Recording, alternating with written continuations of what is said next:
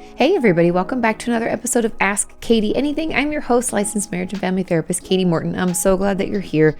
If you notice my voice is a little hoarse, it is because we spent a long weekend in San Diego with our friends Kim and Ben and talking at restaurants. It's funny, since COVID, I will get kind of hoarse really quickly. It's almost like my voice is not used to voicing so much. So anyways, all is well. I'm not sick. Don't worry. Just had too much fun. Now, in this week's episode, I'm going to talk about getting past that inner resistance that we can feel in therapy. Also, how we can keep going when we feel like giving up. I know a lot of us can feel like giving up sometimes. And what a therapist would do if a client finds himself intellectualizing everything. Then I'll explain what body memories are and why our trauma memories can be so spotty sometimes. And finally, I'll discuss anxiety. I'm going to talk about anxiety relating to phone calls, why it can be so hard for us to pick up the phone and call someone or make an appointment, and why we can be so worried about every little thing we do, how we're chewing, how we're breathing, how we're walking, how we're moving, and why we can think people are going to believe that we're weird. With that, let's get into question number 1. This question says, Kati, could you possibly talk about getting past inner resistance in therapy? I've been in therapy for about 8 months and I feel like I've done some amazing work, but have noticed that I'm hitting some type of wall within myself that I'm not sure how to get past.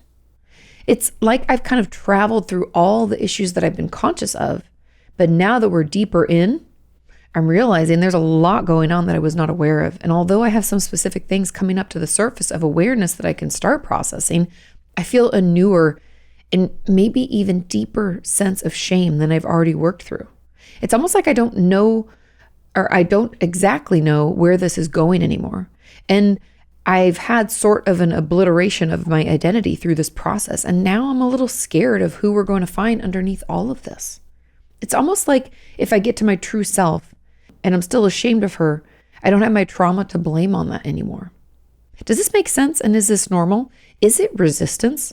Or is it just more deeply embedded emotional learnings from complex PTSD? I hope this was coherent. Thanks for all you do, Kati. Yes, very coherent. And of course, you're very welcome. Now, a couple of things. This could be some resistance. Now, when we talk about resistance in therapy, what we really mean is it's almost like we're sabotaging our process. Right? It's like the progress we're making in therapy, we kind of step in our own way. And the reason that we have resistance is out of protection. We can talk about it in parts work. They talk about it like we have these little protection parts or protectors that come out and stop. And these protections can be anything like intellectualization. These protections can be, us acting in a very adult manner. We can feel like we have different versions of ourselves that almost come to our aid. One can be a distraction. We can distract with humor. Think of all the different types of what I would call, I guess we could call them just resistance, but it would also just be kind of coping skills or distractions or other ways that we kind of deal with life. And so those come up full force in therapy. I have a lot of patients who will use humor or just try to distract me and take me off course, ask about something else, or take me down a rabbit hole we don't need to be in. Those are all kind of forms of resistance, okay? I know I may not have given every example, but I think it's important to know what resistance is in therapy and why we do it. It's all out of protection for ourselves, okay? And the reason that resistance comes up in therapy is because we're getting to kind of a nitty-gritty, maybe embarrassing, maybe shame-filled part of ourselves, and that feels uncomfortable. We don't want to let people see that side of ourselves. And so our body puts up these protections, this resistance as a way to prevent us from showing too much of ourselves, okay? And that's why resistance comes up a lot in trauma work because of our friend shame that hangs around. And if you don't remember, shame is the belief that something is like inherently wrong with us, like we're broken in some way, okay? And that is unfortunately tied to trauma and can lead to increased resistance. Now, with all that in mind, what this person's talking about is like when we kind of reach a layer of our processing where we don't know what's coming next. And so what you are experiencing, yes, is resistance, but this is my hypothesis about what's happening for you, okay? We've gotten to this layer, or we found ourselves in this layer where we don't really know where to go next. These are things we're not aware of. We don't have conscious memories, or we're not astute to what is going to come up. We don't know who we're going to become. We don't know what we're going to find. It can feel very unknown. And so my hypothesis is that we do really well with things that are structured and planned and prepared, things that we know what to expect out of them. And we have reached the land of not that. I might even wonder if in your life, if you're very controlled, if you keep everything, held together really, if you keep a really tight schedule, if you're really rigid in your routines and the things that you'll do or not do, maybe you hate last minute plans. I don't know if that's all true, but sometimes when I find patients come up against this, like, well, I don't know what's there, I'm not sure where we go next, that's when they start to kind of resist or maybe fall apart more, because we don't do well with that. It's very triggering, especially with trauma. Unpredictability or inconsistencies can feel very overwhelming, like someone's just poking all of our trigger buttons, And so I wonder if that's what's coming up for you. And this unknown just feels really scary. Remember, for a lot of us, we stay in situations and experiences, relationships, all sorts of things because they're comfortable. And do not mistake comfortability for healthy or happy. Comfortability means we know what to expect. We've done it before. It's old hat, so to speak. And so if we're super, super comfortable, that doesn't always mean we're happy and healthy, but some of us will stay in unhealthy situations because of that knowing that we have, that ease of it. And so just remember that, okay? Because I think a lot of times we can think that, but this is uncomfortable, I shouldn't do it. Comfort is a fickle friend. Comfort is, I think it was Joe Rogan had a quote that came out recently. He said something like, comfort is a really sneaky and attractive thing, but it can be really devastating and detrimental. Now I'm totally butchering it. He said it in such way more eloquently than I am, but it's really important to remember that comfort is not always good, and comfort can also keep us stagnant. It can hold us where we don't want to be. And so my encouragement to the person who asked this question is that because we're so uncomfortable and we are so concerned about what's next, and we don't know what is underneath all of this and who we are, instead of feeling like we have to move through it and we have to know where to go and we have to take all these steps, let's focus on that and sitting in that discomfort of the unknown. I might even encourage you to journal a little bit about other situations that were unpredictable or inconsistent, or we didn't know what to make of them, other uncomfortable positions that we've been put in, or places we've stayed because of comfort, right? So let's assess what's coming up for us because of this experience, instead of feeling like we have to move forward and keep moving forward. Just what's coming up for you now, I find, would be probably incredibly beneficial in this progress and in this process. And do not think that not having trauma to blame, I don't know how to word this in a way, hopefully this makes sense. You're scared that if you get there and you still have shame about who you are, that you can't blame it on trauma. Trauma is a huge meteor that smacks into our life and affects how we think about ourselves and how we think about our environment, how we engage with the world every day. To say that if we've kind of processed it through and we get down to figure out who we are, that then we don't have trauma to blame on, trauma affected you and you always have a right to reflect back on that. But I would argue that it's not about having something to blame. It's about self-discovery. It's about figuring out who we are without the trauma affecting us day in and day out. The trauma happened. We can't take that away. I don't want you to feel like you can't still reflect on that because you've processed it through. I want you to feel like you can go exploring in a way that wasn't safe to do when you were younger, and give yourself a little bit of compassion and space to do that work, because it's hard. And I think for all of us, a lot of us can feel like we don't even know who we are without our trauma. I don't know who I am without my past either. And so give yourself a little compassion in that space. But what I believe is happening is the resistance. And I think the way through it is, instead of trying to hit it head on and keep pushing, let's talk about comfort and discomfort and inconsistency and things that are unknown. Let's talk about what comes up for us when that is happening. And let's slowly learn to tolerate a little bit more of that, little by little. Okay, I hope that makes sense. I know it might be kind of like an esoteric type of answer, but I hope that it helps. Let's move on to question number 2. Question number 2 says, "Hi, Katie. How How do I keep going? I feel like giving up. I have major depressive disorder, suicidal thoughts, and self-injury consume me. I've done talk therapy, CBT, DBT, ACT, TMS, and ECT. Nothing has helped. Now, just so we all know what those mean, CBT is cognitive behavioral therapy. DBT is dialectical behavior therapy. ACT is acceptance and commitment therapy. And TMS is transcranial magnetic stimulation when you wear the cap. And ECT is electroconvulsive therapy. That's like electroshock therapy. Okay? Just so we all know what we're talking about. Nothing has helped. I've been hospitalized twice. I've been on so many medications, I can't keep track anymore. I feel so alone in this. I do have a psychiatrist, therapist, and loving family, but they don't understand. This is who I have been for years, and I don't know who I used to be or how to be that person again. There's a couple of add-ons, quite a few add-ons, so we'll just get into these one at a time. But first of all, I'm sorry that you feel like you've tried everything and nothing is helping you. Unfortunately, you're not alone in this. It's common. Being a therapist, being a psychiatrist, it's tricky work what we do to try to help our patients because everybody's different and we can't say, oh, you have major depressive disorder, you need this medication.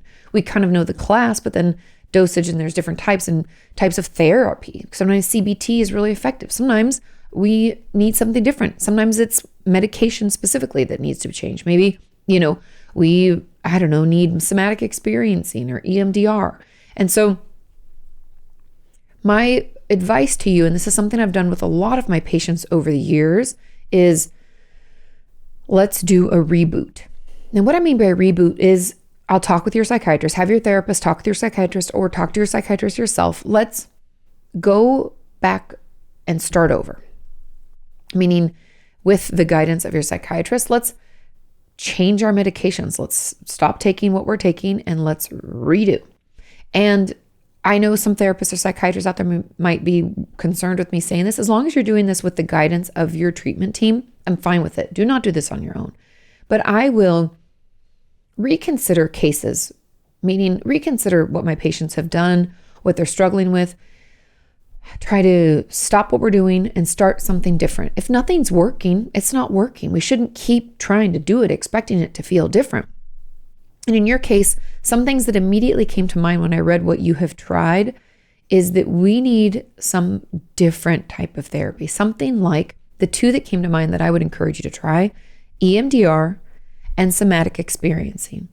And the reason I say that is because what you've done is a lot of intellectualization focused therapies, meaning brain heavy. Think, pay attention to your thoughts, change those thoughts, argue back against those thoughts, track your emotional response, find better ways to manage it. And I love all these options. I've done CBT, DBT, ACT with my patients.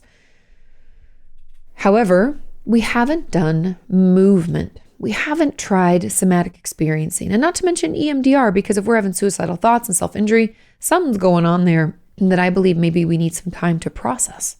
I know it can feel like, well, I don't have a trauma. That's not the only thing EMDR works for. It can help with a lot of things.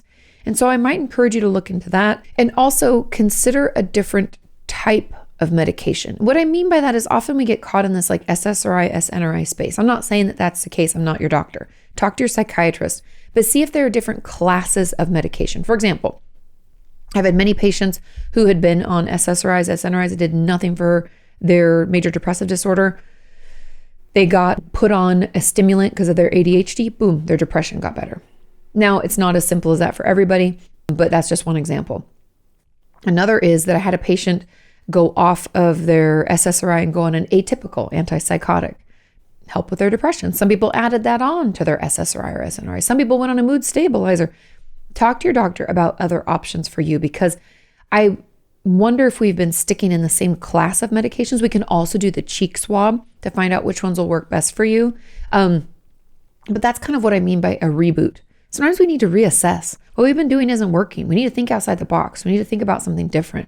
You said you've been hospitalized twice. I don't know if you've done treatment, because I do not believe hospitals are actually very therapeutic. But if there are treatment centers in your area, I used to love for self-injury. There was one in the Midwest. I'm forgetting what it's called, but Safe Alternatives. But I don't think Safe Alternatives is operating anymore. I don't know if I think they lost their funding, sadly. But you can look into different treatment programs, different places you can go. I even remember, this is years ago now, but Kid Cudi, who's a rapper, had suicidal thoughts and depression, and he went into treatment for it. Now, I know he's obviously a celebrity, so it's a little different, but that means that there are treatment facilities available. So let's get you some different type of help. What we've been doing isn't working. This doesn't need to continue for more years. And one little tidbit that I will leave you with, a tool. If we're suffering from major depressive disorder and things are not working, the medication's not working, therapy's not working, the best and most effective tool to combat our major depressive disorder is what is known as behavioral activation. Now, behavioral activation essentially means doing a thing that we used to like to do. Now, I know you're telling me, Katie, I'm exhausted. I don't want to do anything. Try it anyways. Push yourself to do it. White knuckle it if you have to. I don't care if you're so exhausted and it sounds terrible. Do it anyways. And start with something that maybe takes the least amount of energy. Let's say we used to love walking our dog, take your dog for a walk. Let's say we used to love coloring. Let's try coloring. But behavioral activation, time and time again, is proven to be the best treatment or tool against major depressive disorder. Okay? So give that a try. And the real question, how do I keep going? Something that I've done with my patients over the years is having them come up with some reasons to stay alive. And I know for some people, they may be like, Katie, that's really heavy. No, it's really important. It's really vital. So these are things that we would love to do. Consider, are there places that you'd love to see? Places you want to travel to? Events you want to be part of? Like for one of my patients, she really wanted to see her younger sister graduate from high school. So that was one of our goals. That was one of our things, right? Do you want to find a partner for life? Do you want to get married? Do you want to have kids? Do you want to move to a different city? Do you want to have a certain job? Do you want to help other people? Let's think about that. Let's write those things down. And we need to read through them when we're having a tough day and we feel like it's not worth it, because that's how we keep going. We have to have some longer term goals, short term and long term. I want to have something at the end of this week, then something at the end of the month, and then something, more long term. You can spread it out from there. But that's how we keep going. And I encourage you, and I'm sure you have like a suicide safety plan with your therapist. I have a video about how to create those if you don't. That's how we keep motivated. I know it's hard, and I know there's days when we don't want to, but that's why you read through your list. That's why we try to stay focused on those things as we move towards them. And one last little thing I'll say before I move on to the comments is looking for glimmers. I know I don't always like the terms people use online, but glimmers are essentially things that happen to us that are just nice. They're not big deals. It's like, oh, my coffee tasted really good this morning, or I didn't hit any red lights on my way to work, or I actually didn't have any trouble getting dressed this morning. Oh, the shower felt really good. Oh, I felt really rested, right? They're small things. Somebody was friendly to me in the elevator, said good morning. Those are glimmers. And I encourage you to look for those because they can really help us continue on when maybe we're wondering why we're doing it. Okay? Now the comments on this says, I feel this 100%. As an add-on, I'm curious on your thoughts about lithium meds. I'm currently on 90 milligrams of Cymbalta, buspirone, and another one, not trazodone. Those didn't help me, but it's similar. I forget the name right now, which none have really helped much with the suicidal ideation. My psychiatrist said that with the lithium added, I should start noticing a difference. Can I keep having more and more scenarios and plans in my head? And because I keep having more and more scenarios and plans in my head, and I refuse hospital, inpatient, outpatient, both. I make sure to word things good enough to not be forced into the hospital. And I've told them I choose my words very carefully. I should be starting them in the next day or so when they get back in stock at my pharmacy. Then I have to have blood work done 5 days after, yes, after I start them, because apparently they're high risk, which the risk doesn't bother me, but I don't want it to make me worse. I'm still doing EMDR therapy, which I think has helped slightly. Yay. But yeah, I'm just curious of your thoughts on lithium meds when it comes to suicidal ideation. Also, would you know if confidentiality in therapy stays confidential after someone has committed suicide or not? That's a good question. And the truth is, okay, first things, lithium they call it the gold standard. Do I love lithium? No, because of the blood work and the fact that we need to make sure you stay hydrated.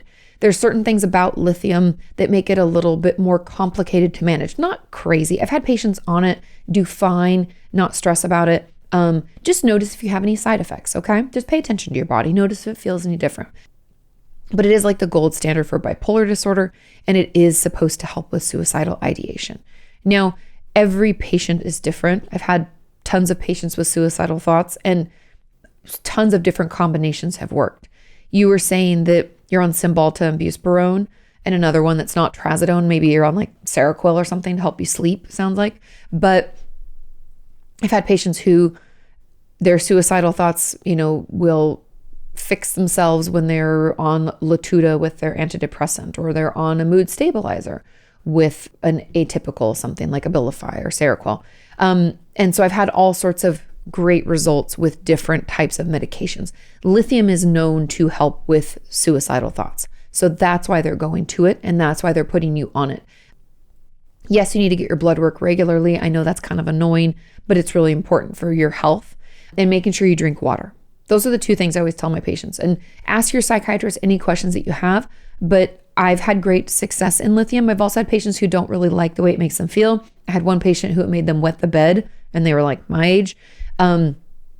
So just notice if you have any side effects. Those are not all normal things, by the way. Those are just things that I've seen in my experience. So ask your psychiatrist for, hopefully they told you all the things to look out for, all of the side effects that you should be tracking to see if you have them. But it is known to be incredibly effective with suicidal thoughts. So hang in there, and I hope it helps you. Now, moving on to the second part of the question, where it says, also, would you know if confidentiality in therapy stays confidential after someone has committed suicide or not? That's a great question. And I actually had to revisit, because in my mind, I was like, I think it does. I think confidentiality does happen. So I looked it up. And yes, confidentiality does continue after someone passes away. We're still required to protect the patient's confidentiality, because an important thing to remember is that you, as the patient, hold the confidentiality. It's yours to either allow someone access to or not. And if you pass away, you can't really allow access, right? However, sometimes if you have like an executor of your will, or you have a beneficiary, they can inherit your privilege, meaning that they can then choose to get the files or to read them or to share them or whatever. And so just depending on what the structure is, how old you are, if you're under 18, your parents will have access to them, I believe, because they are your sole beneficiaries. But overall, as a therapist, I can't reveal any confidential details of a person's treatment even after they've passed away. But a family member may be entitled to your records down the road if that's like part of, what you need, what they need access to do things. I don't really know why that would happen, but just so you know, you're still entitled to your confidentiality even after you pass away. Great question. Okay.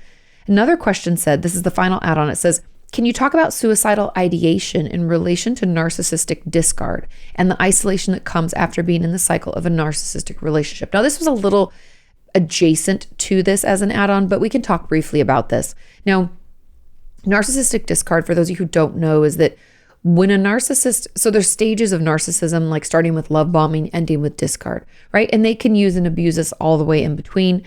And because they usually isolate us from other people in our lives, when they do discard us and don't want anything to do with us, they'll come back around, by the way. So keep yourself acutely aware of that. Be hypervigilant in some ways.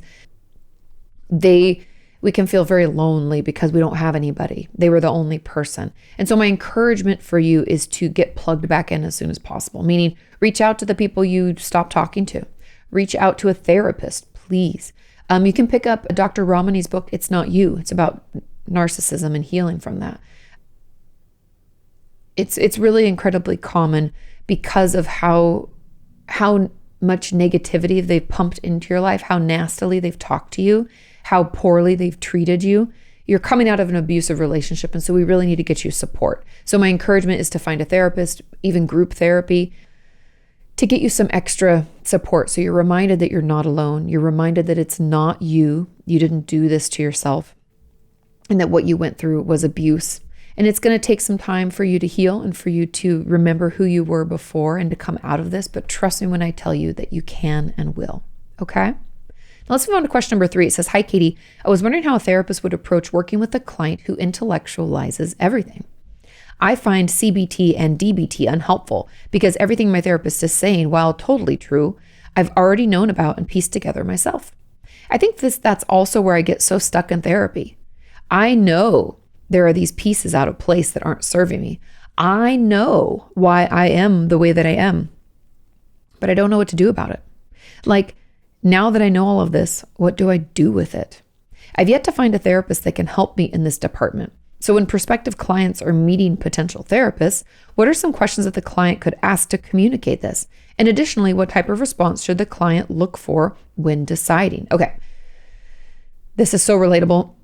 I have filmed a video. I don't know if it'll be out by the time this goes live. I think it will. About how to feel your feelings. But intellectualizing is incredibly common. For those of you who don't know the term or aren't familiar with it, intellectualizing is a defense mechanism. You know, at the beginning, we were talking about resistance. Intellectualization is a defense mechanism or a resistance in therapy. And it's where we think about things and we think it through in all sorts of ways and we see it from all angles because we want to understand it. Here's the kicker, and here's why you're stuck, is that understanding does not lead to feeling and experiencing. Understanding is only up here. It's not in our bodies. And so CBT and DBT are not going to be helpful. You know, what would actually be really helpful for you are things like EMDR, somatic experiencing, and maybe even some parts work. And the reason I bring that up is because you're in your head and we need to get you in your body. I bet if I asked you to explain to me how disappointment feels, you could tell me what the definition is, but you couldn't tell me how you experience it in your body. And that's where your homework lies. That's what we need to get you to do. That's what I would do with an intellectualization client. I am that client. And it's something that I work on a lot in therapy because I think it's the therapist in me who wants to understand it from all angles. It's exhausting, but it doesn't get me anywhere. Knowing is not the same as doing. Right? And I've talked about that. Being a therapist means I know better, doesn't mean I do better. And the doing is the hard part. And so if you know what's like why you are the way that you are, how can you act or tap in ways that you haven't before? And how can you sit with that discomfort? Because I'll tell you this, as a fellow intellectualizer, we don't like being uncomfortable, and sitting with that discomfort is really where the healing's at. I know it's a shitty answer. I'm going through it too. I feel you, but that's really how we move forward. And so you said, I've yet to find a therapist that can help me. So you can ask a therapist, you can say, "Hey, I intellectualize a lot. What do I do with that?" That's a great thing to ask. You can ask, "Do you do any somatic work?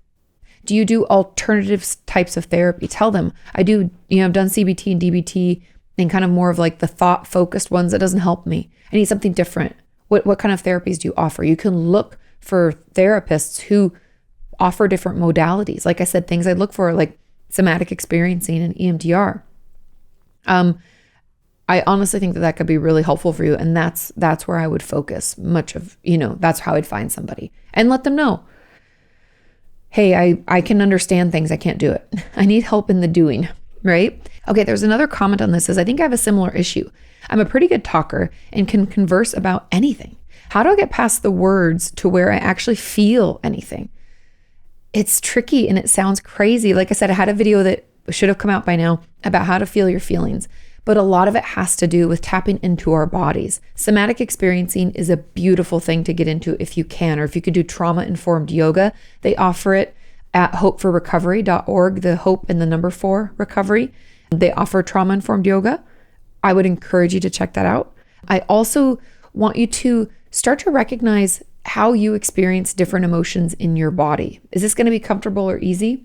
Absolutely not. We can trigger this at home first to start off. These could be things like watching a TV show or a film that trigger sadness or anger or excitement.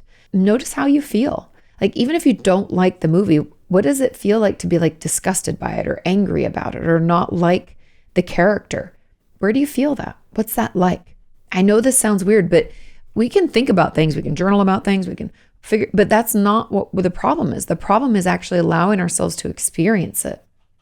And so we have to tap into our body and figure out where we're experiencing these emotions. It's going to take work. It's going to feel uncomfortable at first. Just like anything, if we don't understand it or aren't familiar with it, it's going to take some practice. So be patient with yourself, but let's get into like how we would experience a certain emotion in our body. We can trigger it through music or movies. Let's start there. Okay. And there was another comment that I also struggle with a similar problem to add on because I also study psychology. Yep. I often know the reason or possible motivations behind what I do or think. I feel like this sometimes hinders me when I'm trying to express what I'm really dealing with. And I just think, okay, I could be doing X because of Y. And yeah, that kind of sounds like me. And just give whatever it is as my reason to my therapist. In case it doesn't make sense, as an example, I know that to express one's internal pain is the reasons behind self-harm behaviors. And when I think about it, I'm like, I guess that feels true, and state that as the case, even though I don't conjure or realize that cause on my own, and I got it from a textbook. Because of this, I often find my therapist's follow-up questions to be difficult to answer. Is it because I'm intellectualizing the root cause of my problems, or are those relatively straightforward things really what's causing me to do or think in a certain way? What could I do about this? Thanks so much. Okay. I love this. And on top of what I've already expressed, I would encourage you in therapy to notice is something that I try to do too. In therapy, I have tried to stop myself from being sure about things, to say, yeah, I think this is probably coming from here. I think I'm doing this because of that. Instead, I encourage you to say, I'm feeling this kind of way and I'm acting this way and I don't like it. I know it's going to take practice. And when you're in therapy, you're going to be mid-sentence as you're about to say, I think it could be happening from here. And I want you to stop. And I want you to say, I'm not really sure. Because that's actually the truth. Thinking that we can understand or we could see where something comes from, again, isn't us feeling it and isn't us coming to that conclusion. It's us making assumptions based on what we know from a book, not what we feel in our bodies. I know it's hard. I feel it. I have a hard time too, but pay attention to that. Let's try to stop making those assumptions, because essentially those assumptions are leading you down a path that probably doesn't feel authentic, because you're like, I don't know how to answer my therapist's follow-up questions because we didn't get to our realization on our own. We like kind of not made it up, but we're jumping to it. We like jumped to that conclusion or jumped to that assumption instead of feeling our way along that path and then realizing it. I will tell you personally and professionally, there's a huge difference between like acknowledging something or understanding a connection and coming to a realization. Realizations are like, boom. And it feels like your world is rocked and it's super powerful and it's not something we forget. Assumptions or expectations or what we think should happen because I read it in a book has no emotional impact. Realizations do, and they're so much more powerful. So give yourself an opportunity to come to the realization instead of just jumping to it in the end anyway. Okay? I hope that helps. Moving on to question number 4, it says, Hi, Katie, I hope you're well. I am. I hope you're well. So I saw one of your older videos about people not remembering their trauma or remembering it in patches, but I'm the opposite. I remember what happened to me in great detail, even down to what I was wearing, what they were wearing the day and time and everything. That's very common too. I feel like everybody's experience is different. It's really hard to say, but for a lot of people, they're spotty or no memory. And for some of my patients, it's like you, it's like vivid. One of my patients used to say it's like in HD. The only problem I do have is deciding if what actually happened to me was sexual assault or not. I wasn't raped. I understand if you can't read this part. I can totally read this part. I met a boy who asked if he could put his arm around me, and I was a bit unsure, but went along with this, and it led to him kissing me quite forcefully, and I just didn't react. I couldn't. It was like my brain was screaming at me to push him away or tell him to stop, but my body just wouldn't move. To add on, I went to school the next day and felt like everybody knew. Someone called me out and said that they saw me with this boy, and I just denied. The boy in question later spoke to me and asked why I abruptly left, and I felt like I needed to explain, so I told him I didn't want him to kiss me, etc. He just apologized and said he thought that I was into it. It left me really confused. I don't know if this alone would have had the effect on me that it did, or whether this was made worse by other things going on. Sexual harassment, bullying at school, in which a group of boys would grope my waist and shoulders. There it is. I was wondering why this reaction, while making sexualized comments, or laugh when they could see that I was uncomfortable or getting upset. When I spoke to a teacher about it, I was told to just ignore them and that they would get bored. Unfortunately, they didn't. I tried fawning, I think, where I would laugh along with them in hopes that if they thought I wasn't bothered, that they would stop. To add on to that, I find that whenever someone touches me around my waist or shoulders, that I get jumpy and feel panicked. Could this be classed as a body memory? Thank you for all that you do. I'm really grateful for your videos. Of course. Okay, there's a lot going on here. Now, your reaction to this boy putting his arm over you and kissing you forcefully, while very warranted, but I was surprised you went into freeze, because something to remember, just to keep in mind, is that it's a natural human nervous system response for us to go into fight or flight. Meaning, if he tried to do that, we'd push him back, get away, might punch him, slap him in the face, or we'd run away. When we freeze, it's usually because we don't have any other way to get out of a situation. Now, in that situation, you technically did, but it didn't feel that way. And in my experience, that usually comes from past trauma. So when I was reading this first, I'm like, that seems like a freeze response, and I'm surprised maybe she has complex PTSD already or something, right? Because freeze is born out of the feeling that we can never get away, and it's usually childhood trauma, but not always. And in your case, it comes from the fact that you've been bullied and sexually harassed at school, and there's like nothing you can do to get out of it. You've tried to go along with it. You probably tried to fight back or run away. You tried to fighting back, even talking to the teachers. You're trying to get help, and there's no help. And so what do we do when we have no other way out? We go into that freeze state. And so that's why that's what happened, okay? The previous trauma of being bullied and harassed has led you into that freeze state. And I think it's just important to remember that fight and flight are those normal kind of self-preservation type of actions, right? A bear comes at us and we're in a cave, we punch it or we run away. Can we beat it? No. Okay, we run away. Those are self-preservation. Freeze is an alternative form, as well as fawning, to self-preservation, because fight and flight have not worked or are not available. Okay? It's almost like we'd rather do fight and flight, but then if those aren't an option, we go to the third option or fourth option. Okay?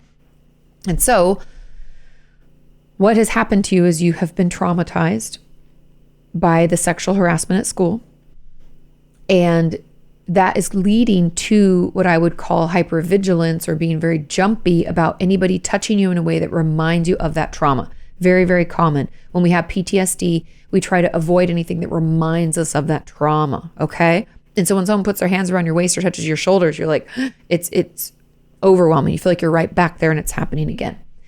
That's not necessarily a body memory. It could be, but it's a trigger. It's a basic memory or an attachment to a sensation with a trauma. Does that make sense? I hope so. And so I'm glad you told the boy that you didn't want him to kiss you and things like that. I'm sorry that it was so forceful. That could be considered sexual assault. You did not consent to that. And in all honesty, I'm more concerned about the fact that you were traumatized by this sexual harassment and bullying at school. And that is what has led to that feeling so overwhelming, and you not feeling like you could push him away or get out. And so all the stuff that's happened to you is sexual harassment, sexual assault. A person kissed you without your consent and forced themselves on you in a way that wasn't appropriate. You have every right to feel the way that you feel. And my encouragement for you is to reach out to a trauma therapist in your area and start processing through all you're going through. And I would honestly encourage you to utilize the school and see if you can press charges or do something for the kids that are bullying you and sexually harassing you.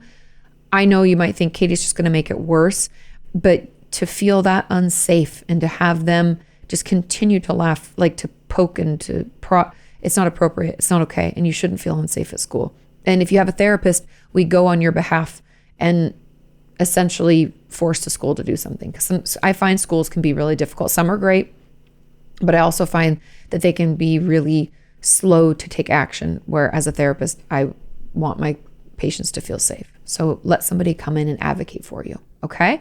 And there's an add-on. It said, to add on to this, being groomed online, abuse and trauma. 100%. Grooming, if you don't know, is when we are slowly, it's almost like turning up the temperature of a pot of water. You know, the frog, I don't know if you've heard that analogy before, but if you put, I always hate that it's a frog. Let's pretend it's something else. Let's say, it's a cockroach, because I hate cockroaches. And they put them in water and you slowly turn up the temperature and they won't notice, and then they'll die. They'll slowly cook because you slowly warm it. Grooming is kind of like that, where someone will manipulate you, slowly get you used to different behaviors and more sexualized behaviors than normal, with the goal of abusing you. And so if you're being groomed online with the goal of, them doing harmful stuff to you, so the grooming itself is not trauma, but it will lead to abuse and trauma. Does that make sense? And yes, the grooming, like at the beginning, is usually just slow, like trying to be friends with your parents or be friends with your friends, and slowly get you more accustomed to sharing more information, maybe because it's online. So maybe this is photos or videos, things that you might not normally do. And then it starts to move into what I would call the abusive behavior. And grooming itself in general is abusive, by the way. But a lot of my patients will talk about the trauma being the actual acts. So in the early stages, when they're trying to get to know you, that's why it can be kind of a mind fuck, is because it starts off kind of quote unquote normal. But then before we know it, we realize that we've moved into an abusive situation, something that was traumatic. And so, yes, being groomed online can be abuse and can lead to trauma, PTSD, things like that. Another add-on says, and this is to the original question, says, I'm so sorry you're going through this. I'm exactly the same. I have epilepsy and this causes issues with my memory. But my trauma, if it can be classified as that, is very similar to yours. And I also remember everything in great detail, and also often wonder if it was assault, or as my teacher put it, boys being boys. Now, the reason I added this comment in is because nothing makes me more infuriated than things like boys being boys, as if it's okay for them to act like that because they're boys, like they can be assholes. That's just what we should expect. I do not agree with that. I find that to be a very old and antiquated statement. Also, I feel like it's led to a lot of sexual assaults and harassment of women and other people throughout the years. Not appropriate. Boys being boys should mean they're playing sports or playing an instrument or playing video games and just enjoying themselves. They're being humans. When you actually interact with another person or harass or harm them, that's harassment. That's abusive. And that's not okay. I don't care if you're a boy, a girl, or whatever. That's not appropriate. And so it is always assault. It is always harassment. Boys being boys is not appropriate. Okay. Just had to say that because it bothers me. Let's move on to question number 5. It says, I noticed recently that I'm really scared to call people. Join the club. I feel like a lot of people feel this way. To call people that I haven't spoken to in a long time. I know they'd love to hear from me and vice versa if they called me. So what's the hang up? Pun intended. How do I reduce my anxiety around it? It's just literally a fear of pressing call and waiting while the phone rings. I'm not actually scared to talk to these people. What's that about? How do I make pressing the button or the waiting time while the phone rings before they pick up easier? How do I select who to call? Are there steps that I can take to get to that point? Yes, this is incredibly common. And I honestly think it's the anticipation. I think I don't know if you ever felt like this, but like when the phone starts to ring and after it rings for a certain amount of rings, you're like, I hope it just goes to voicemail. I don't know why we feel that way. I think it's that anticipatory anxiety, the buildup. Even if it's someone we want to talk to, in the buildup of it, in the ringing and in that waiting, if we have social anxiety or any anxiety, I feel like it can build during that time. And we're like, maybe I don't want to talk to them. But then you're already committed and you're like everybody has a caller ID now. It's not like the good old days where you just hang up. You're on the hook. And so I think that's where that comes from, is that anticipation, that period of time in between where we're like, I don't know, in limbo. And I find it to be a really anxiety provoking situation for a lot of people. Now, for most of my patients, it's not the people that they want to talk to that makes it hard. It's calling strangers, making an appointment, calling the pharmacy to check something. I mean, so many things are automated now that I feel like was kind of doing us a disservice. So when we actually have to call someone, it feels even like a bigger deal. And so my encouragement for you is to do exposure therapy. And this might sound kind of intense, but it's because you have to actually be pushing call. First, we can start visualizing it, I guess, is the first nice step. We can imagine that we're calling one of our friends and we visualize it in our brain that it's happening. And we do things to calm our system down to tell ourselves it's going to be okay. But I would just encourage you to make more calls. Once we get to the point, I don't know how long the visualizations will take you till you can feel okay, but I would just encourage you to keep making the calls and to call regularly. I'd want you to make about 2 calls a week, if not more, to people that you like, just to check in, say hi. Because what we're doing by exposing ourselves to it is we're proving that there's nothing scary about it, that it goes fine, that it's easy, that it's no big deal. Because I find that the longer we put something off or the longer we don't do something, the more overwhelming or scary it can feel. When in fact, if we just kept doing it, it's not only exposing us to it so we can prove to our brain and body that it's not terrifying or it's not something we need to be worried about, but it also desensitizes us to that experience. And so first is a visualization. Actually, first is finding ways to calm your system down. I'm hoping that you have some ways like a full body shake. We can dunk our face in cold water. We can go for a walk. We can do some grounding techniques if you find yourself wanting to dissociate. We can do some deep breathing. We can, massage on our hands, whatever it is that helps you. We can do fidget toys. We can snap rubber bands. I don't know what it is that helps you calm down, but let's find some things that are soothing. We can color. You could even do it when you're on the phone too, like coloring and stuff like that. You can do it to keep your hands busy. A lot of people do stuff like that. We need to have those calming tools, visualize ourselves making a call, and then to start making calls and start doing it with more regularity so that it becomes not so scary. Okay. Final question number 6 is, hey, Katie, what is it called when you're so concerned with the way that you walk, blink, eat, move your mouth when you talk, etc.? I feel like I walk weird. I talk weird. I feel like I'm insecure about my voice being too deep or my laugh being too loud. Just little everyday things. I never hear about this. Thank you. This is incredibly common, and this is what is known as anxiety. And it could also be part of our body dysmorphia or having poor self-esteem. But the fact that you're concerned concern is another word for worry, right? We have to remember that generalized anxiety disorder is uncontrollable worry, meaning no matter what we do, we can't stop worrying about it. It's not like, oh, I'm worried about how that test is going to go. And then the test happens and we're done. And the worry goes away. Generalized anxiety disorder is like, I'm worried that I'm going to upset somebody. I'm worried that that person's mad at me. And we're worried about all sorts of things, some of which we'll never have resolution to, and all of which we can't make the worry go away no matter what we do. And so this, in my brain, is most likely social anxiety, because it has to do with the fact that you think you think that everything you do in public is going to be real weird, and that people are going to think that you're real weird. You walk weird, talk weird, your voice is too deep, blah, blah, blah, blah. And so my encouragement to you would be to find a therapist who works with anxiety. Cognitive behavior therapy, or CBT, is incredibly beneficial. Also ACT is helpful. But if that isn't, if that doesn't give you resolution of your symptoms, there's also a medication that can be beneficial for anxiety. There's a lot of ACT has been known to be a good treatment for anxiety as well. There's a ton of things. I also have a ton of videos about anxiety and some tools and techniques to help you better manage it. But I guess my encouragement when it comes to this is to find ways to calm your nervous system down.